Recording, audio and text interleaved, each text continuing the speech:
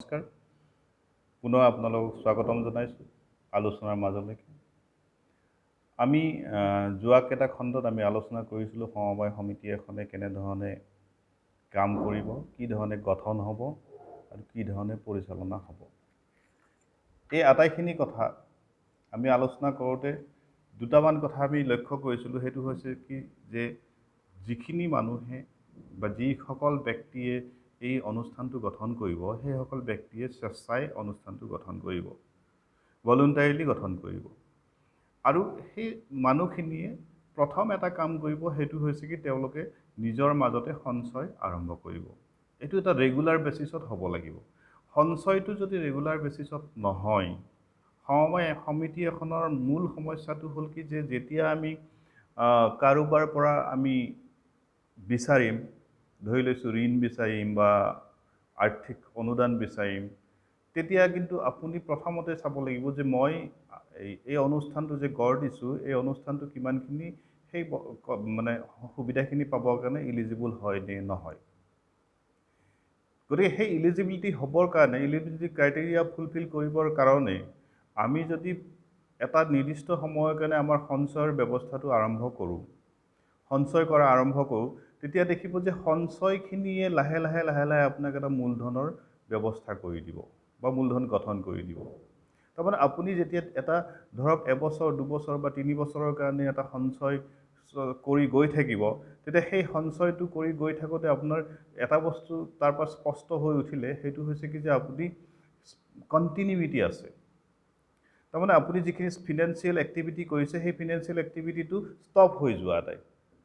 সেই ষ্টপ নোহোৱাৰ কাৰণে আপুনি কি হ'ল যে আপোনাৰ চাউণ্ডনেছ, ফিনেন্সিয়েল চাউণ্ডনেছ, মানে আপুনি যে আপোনালোকৰ যিখিনি অনুষ্ঠান গঠন কৰিছিলে, সেই অনুষ্ঠানটো যে আপুনি এটা ডিচিপ্লিন বা এটা পৰিকল্পনাৰ মাজেৰে গৈ আছে, সেই কথাটো প্ৰকাশ পাব যে আপুনি কিমান দিনলৈকে এই কথাটো চলাই গৈ আছে, সঞ্চয় হওক বা ঋণদানেই হওক বা অন্যান্য কাম কাজবিলাক।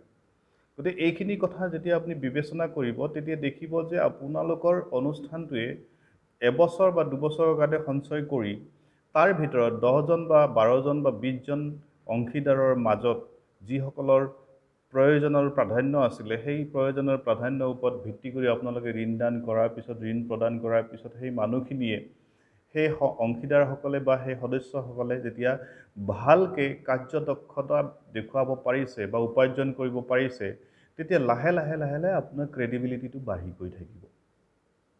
যেতিয়া বাঢ়ি গৈ থাকিব, তেতিয়া দেখিব যে আপুনি এতিয়া চাওক, সাধাৰণভাৱে এজন ব্যক্তিয়ে যেতিয়া এটা বিত্তীয় অনুষ্ঠানত বা বেংকত লোন ল'বলৈ যায়, বেংকে কিমানখিনি কুৱেশ্যন সোধে।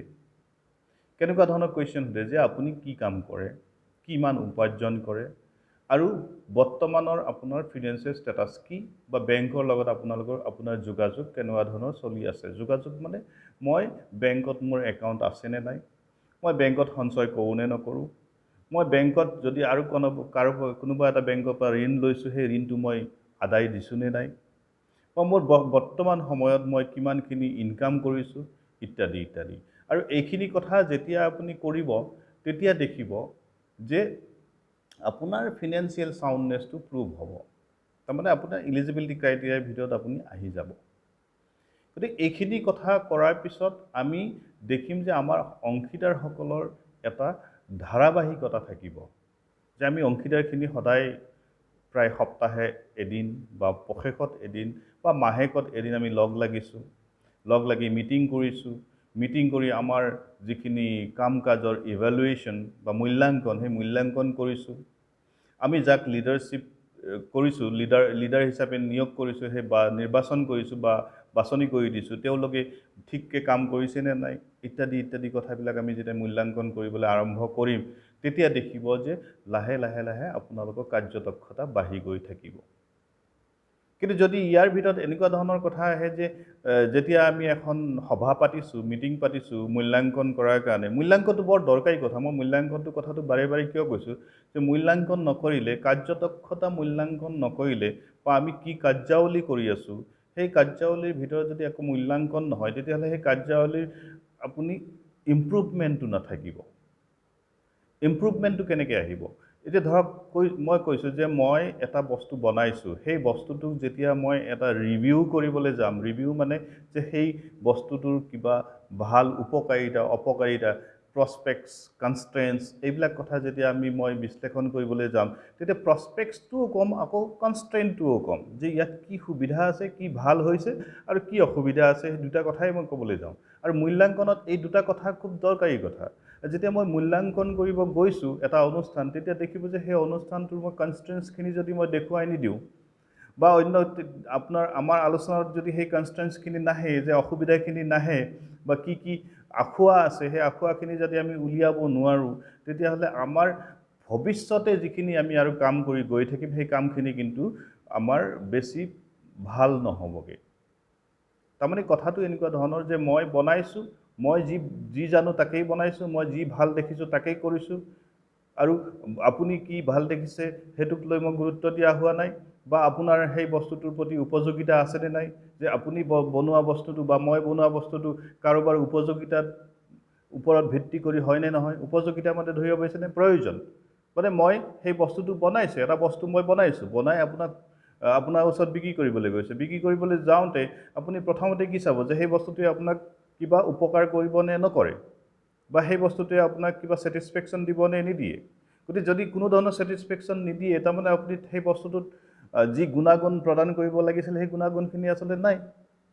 গতিকে এনেকুৱা ধৰণৰ কথাখিনি আমি যদি বিবেচনা নকৰোঁ, আলোচনা নকৰোঁ আমাৰ মাজত, তেতিয়াহ'লে আমাৰ উত্তৰণ যিটো, আমাৰ আৰু ডেভেলপমেণ্ট যিটো হ'ব, ইম্প্ৰুভমেণ্ট যিটো হ'ব, ইম্প্ৰুভমেণ্টটো নহ'বগৈ, ই ষ্টেগনেণ্ট হৈ থাকিব।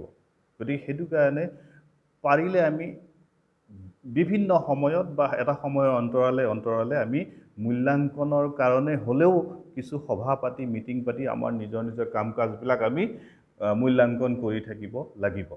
আৰু সেই মূল্যাংকনৰ মাজত আমাৰ কিছুমান কণ্ডিশ্যন থাকিব লাগিব যে আমাৰ সেই অবজেক্টিভটো যিটো আমি এট দ্য বিগিনিং আমি লৈছিলোঁ অবজেক্টিভটো, সেই অবজেক্টিভটো ফুলফিল কৰিব পাৰিছোঁ নে নাই, বা সেই অবজেক্টিভটো ফুলফিল কৰিবলৈ আৰু আমাৰ কি মডিফিকেশ্যনৰ প্ৰয়োজন আছে।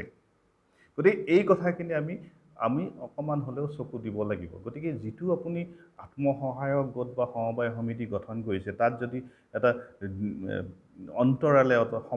সময়ৰ অন্তৰালে যদি আমি সভা নাপাতোঁ, বা সেই সঞ্চয়ৰ যিটো ব্যৱস্থা কৰিছোঁ, আমি যিটো সঞ্চয় কৰিম বুলি ধৰি লৈছোঁ যে আমি 100 টকাকৈ প্ৰতিদিনে বা 10 টকাকৈ প্ৰতিদিনে বা 5 টকাকৈ প্ৰতিদিনে আমি সঞ্চয় কৰিম, সেই সঞ্চয় কৰিম যে ক'ত কৰিম, কেনেকৈ কৰিম ইত্যাদি ব্যৱস্থাখিনি যদি সুচাৰুৰূপে পৰিচালিত নহয়, তেতিয়াহ'লে সেনেকুৱা এটা সময়ত কি হ'ব, মানুহৰ মাজত যিটো আস্থা, সেই আস্থাটো নোহোৱা হৈ যাব। গতিকে